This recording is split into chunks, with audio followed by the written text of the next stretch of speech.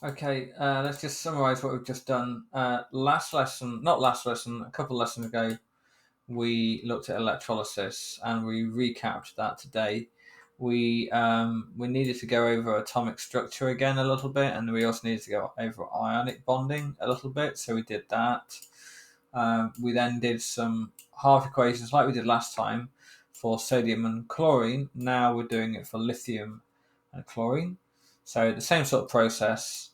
We recapped what anion means, what anode means, and we recapped what lattice means.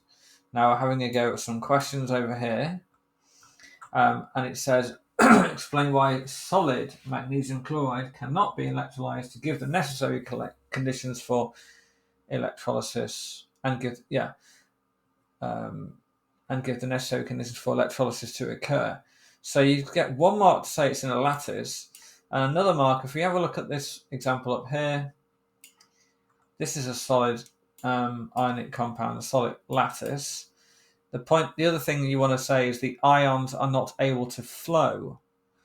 And so the negative ions are not able to flow to the positive anode, or we could say the negative anions are not able to flow to the positive anode. And the positive cations are not able to flow to the negative cathode, and so it can't set up an electrical current, and so electrolysis cannot work, and it cannot separate the substance. That's what you wanted to say there. Okay.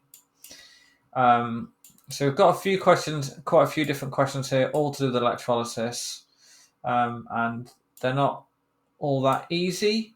So we're going to work through a couple more of those now, I think.